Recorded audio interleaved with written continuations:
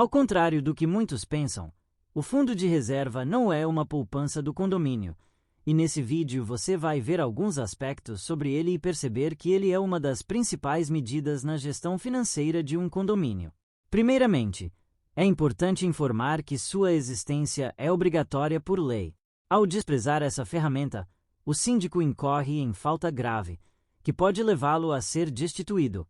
Antes de tudo, o fundo de reserva é um estoque de dinheiro feito para garantir que o condomínio consiga realizar investimentos futuros e a sua principal função é dar suporte para futuras despesas do condomínio que não estejam previstas na previsão orçamentária ou obras emergenciais. No que diz respeito à legislação, o fundo de reserva foi previsto pela Lei Condominial, que instituiu sua cobrança, e que não está revogada, tendo alguns artigos ainda vigentes. O Código Civil recepcionou o fundo de reserva, embora sua primeira citação ocorra apenas quando trata do condomínio em multipropriedade. Com relação à sua constituição, ela deve ser realizada pelo proprietário ou locador. Já sua restituição deve ser realizada pelo inquilino ou locatário. A questão relativa ao pagamento pelo locatário que assine o contrato de locação durante o pagamento para a constituição do fundo de reserva ou mesmo o pagamento de parcelas relativas à sua restituição deve ser negociado entre as partes, não tendo o condomínio nada a ver com essa questão. De acordo com a lei, cabe à convenção do condomínio determinar as normas relativas à quantia. Isso significa que o Código Civil brasileiro não regula detalhadamente o fundo de reserva. Portanto, a cobrança e a utilização dos valores devem seguir as regras da legislação interna de cada condomínio, ou seja, a convenção condominial.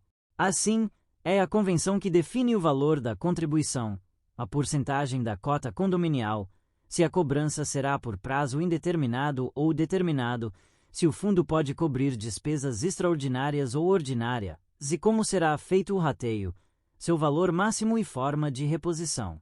Caso a convenção não trate do tema, é necessário deliberar e aprovar as regras em assembleia, por maioria simples. Com relação à sua constituição, ela deve ser realizada pelo proprietário ou locador, como pode ser visto pela leitura do artigo pela alínea G do inciso 10 do artigo 22 da Lei de Locações. Já sua restituição no caso de utilização deve ser realizada pelo inquilino ou locatário. A questão relativa ao pagamento pelo locatário que assine o contrato de locação durante o pagamento para a restituição do fundo de reserva deve ser negociada entre as partes, não tendo o condomínio qualquer responsabilidade sobre isso, sendo uma questão a ser decidida entre o locatário e o locador. De acordo com a lei, a convenção do condomínio deve determinar as normas relativas à quantia total do fundo, a sua constituição ou forma de reposição. Isso significa que a Lei Condominial e o Código Civil não regulam o fundo de reserva. Portanto, a cobrança e a utilização dos valores devem seguir as regras da legislação interna de cada condomínio, ou seja, a Convenção Condominial. Assim, é a convenção que define o valor mensal da sua constituição, também a sua reposição ao ser utilizado, do seu valor máximo e o valor que obriga o início de sua reposição. Caso a convenção não trate do tema, é possível deliberar e aprovar as regras em assembleia, por maioria simples, deixando claro que a assembleia não pode votar contrariando a lei, a convenção e o regimento interno. O fundo de reserva, desde que bem administrado, pode ser utilizado para várias coisas, como, por exemplo, na demissão de um funcionário, pois pode ser que o condomínio não tenha dinheiro para pagar as verbas rescisórias. Nesse caso, pode ser usado tranquilamente o fundo de reserva e aí depois pode ser reposto com tranquilidade, de forma parcelada. Outro exemplo ocorre nos casos de uma manutenção ou um reparo urgente, mesmo que não seja urgente, se for necessário um gasto inicial elevado. Para um sinal ou compra de material, o fundo de reserva pode ser utilizado para, depois, ser aprovado, na forma de rateio, como será reposto. Se houver a quebra de um equipamento ou uma situação de risco iminente, ele pode ser utilizado, ou seja, o fundo de reserva é maleável e, se for utilizado com inteligência, ele é um item muito importante na administração financeira do condomínio. Existem algumas circunstâncias em que não é possível utilizar o fundo de reserva. O síndico e o conselho do condomínio precisam estar muito atentos a isso, porque, às vezes, o síndico vê o dinheiro que está lá e pode achar que ele pode utilizar o fundo de reserva. Na verdade, não pode. Isso pode acontecer por ingenuidade dele ou seu desconhecimento, lembrando que isso pode causar sua destituição por administração temerária. Então, nessa apresentação aparecem alguns exemplos de onde não se pode utilizar o fundo de reserva agora. Nesse momento a gente está mostrando alguns exemplos no que não podem ser utilizados o fundo de reserva. Esses exemplos não são exaustivos, ou seja, não são apenas esses motivos, podendo existir muitos outros.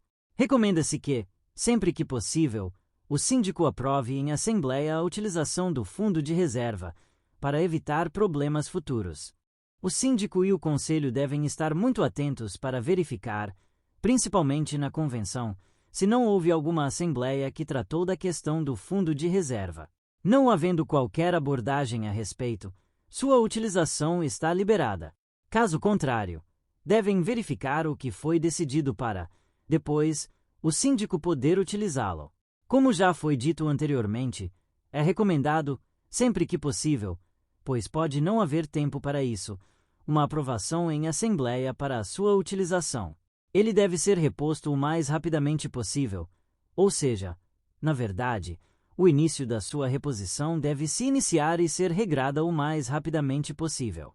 É recomendado que, se a convenção não trate do assunto, seja feita uma assembleia regrando a valores máximos e mínimos do fundo de reserva, a sua forma de reposição, entre outras coisas.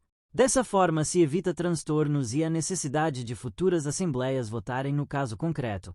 Ou seja, a coisa já está regrada e não é preciso mais que seja discutido esse assunto.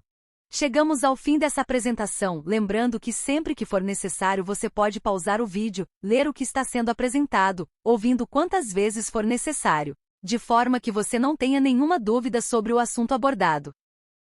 Você acha mesmo que acabou?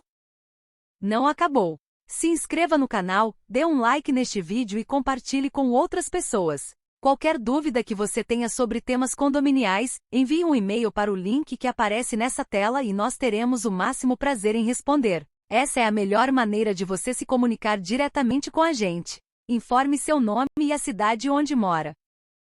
Agora sim, acabou. Até o próximo vídeo. Volte sempre.